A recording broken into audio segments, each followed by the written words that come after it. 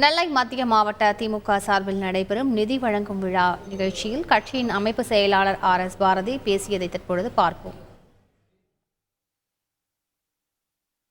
கூட்டங்களுக்கு வருபவர்கள் கூட நம்முடைய உறுப்பினராக இருக்கிறவர்கள் PLA 2 இருக்கக்கூடியவர்கள் தலைமை, அதாவது ஒரு வட்டத்திலும் இருக்கக்கூடிய கிளைக்கழக நிர்வாகிகள் செயற்குழு ஒரு வட்டத்துக்கு எடுத்துட்டா 27 பேர் இருக்கிறாங்க. ஏறத்தாழ 50 வட்டம் இருக்கு, 55 வட்டம் இருக்கு. 55 21 பேர் எவ்வளோ ஆச்சு? பொதுக்குழு இருக்கிற 19 பேர். இவங்க பொதுக்கூட்டத்தில் உட்கார்ந்தாரே பொது பெரிய கூட்டம். அதுக்கு பதிலாக யார் யாரையா கொண்டு வந்து உட்கார வச்சுருங்க. அவங்க டிவி 8:30 மணி ஆனோம்னா அவங்க பார்த்து போயிட்டே இருக்கிறாங்க. நாங்கள் கடைசியாக பேசுகிற போது நாக்காளி பார்த்தா பேசுவாங்க. இது தயவுசெய்து பத்திரிகையாளர்கள் திரித்து போட வேண்டாம். இது எல்லா கட்சியிலும் இருக்கிறது தான்.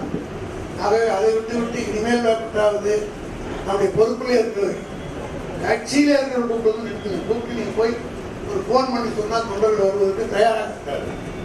அது பத்திரிகையில் 10,000 20,000 விளம்பரம் போடுவதை காட்டினோம். அந்த 20,000 ஒரு பார்த்தீங்கன்னா ஒரு 1000 2 பேருக்கு 500 பேருக்கா சொல்லலாம். அப்படி 500 பேர் கொடுத்தா பெரிய கூட்டம்.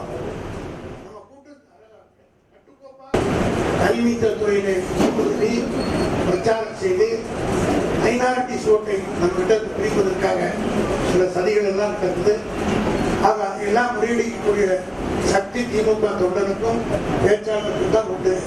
அவர்கள் முழுமையாக பயன்படுத்திக் கொள்ள வேண்டும்.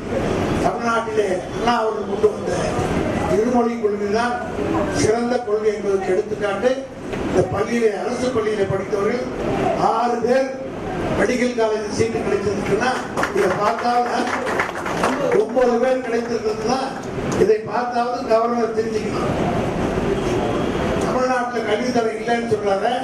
அந்த குருடர் இந்த 9 பேரை பார்த்து இந்த படத்தை பத்திரிகையாளர் தான் நான் படம் கேட்டுக்கிறேன். இந்த 9 பேரை தனியாக படம் பிடித்து போட்டு அவர்களை நீங்க அந்த ராஜ்பவன்ல பெண்கள், அதில் இஸ்லாமிய பெண்கள் பல பேர் இருக்கிறாங்க. இதெல்லாம் பார்க்கிற போது ஏழை எளிய குடும்பத்தில் படிக்க அரசு பள்ளியில படித்தவர்கள் 9 பேர் நீங்க வச்சிருக்கிற கடுமையான நீட் தேர்வை சந்தித்து வந்திருக்கிறார்கள் என்றால். நெல்லை மத்திய மாவட்ட திமுக சார்பில் நடைபெறும் நிதி வழங்கும் விழா நிகழ்ச்சியில் கட்சியின் அமைப்பு செயலாளர் RS பாரதி பேசியதை பார்த்தோம். செய்திகளை உடனுக்குடன் தெரிந்து கொள்ள உடனே சப்ஸ்கிரைப் பண்ணுங்க.